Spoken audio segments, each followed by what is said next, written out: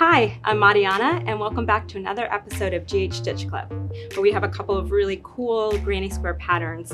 And today I'll be showing you how to make the square for our super granny square scarf that has pockets. So let's get started. So I'm just going to thread our tail through that center circle here. And then you can clip it close to your work and it will disappear. So now we've woven in all the ends and we're ready to seam our squares together. To seam our pieces together, we're going to be using our darning needle, and we're going to use a kind of invisible stitch that will let your pieces lay flat together. So the best way is to lay the right sides of your squares together. And then we'll take a piece of the same color yarn. This is really helpful when all your squares have the same outside color to help your yarn kind of disappear. We'll thread it onto our darning needle. You can pin your squares together if that's helpful for you, or use little clips if you want to keep them aligned. But basically, you'll just be weaving in and out of the loops on the edge so that they line up. So we'll start here at the corner and we will pass our needle underneath.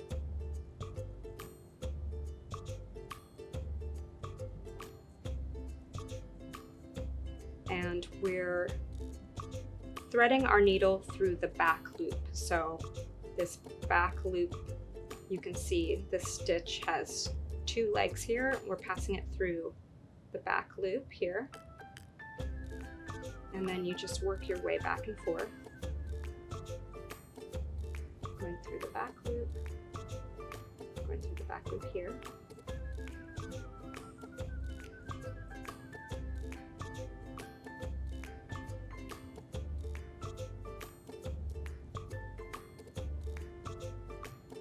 And this way, you won't see your yarn that you're using to weave in. I'll show you how we pull it taut. And you just want to match up stitch for stitch.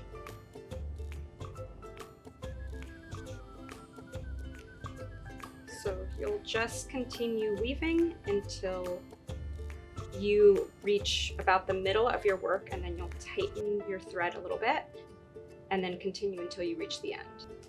So now we've woven the ends together all the way to the end, and we'll just tug on our yarn a little bit. And if I flip it open, you can see that it makes a really nice seamless join between your two squares here. And then the last thing we need to do is just weave in the ends of our seaming yarn so that our squares don't come apart. So I'll just insert it back into this. We're going to make a little bit of a knot here to really secure our squares at the end. So we'll weave it back into the loop on the opposite square and then back into that same loop that you created, and that'll make a little bit of a knot. Tighten that. Flip it over, and then you can weave in the end very similar to the way that we did with the tail ends on the back of our square. So just sort of weaving your thread back and forth so that the tail end is hidden.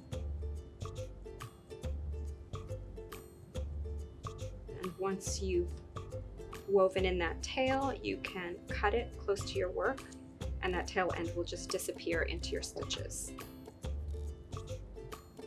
Then we'll weave in this last tail. So again, we'll kind of loop back on itself to make a little bit of a knot.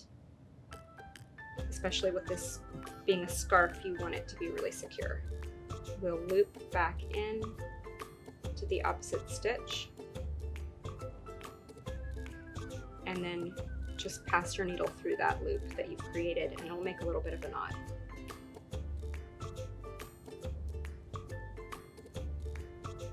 Then you can weave this tail end back into your work where you won't see it. So you'll just continue on in this way until your granny square scarf has reached the length that you'd like. We recommend 10 squares, but if that's too long, you can make it shorter or you can make it longer, whatever you like. If you're making a pocket, you'll make an extra square and just seam it on top on 3 sides to make a pocket on the ends of your granny square scarf.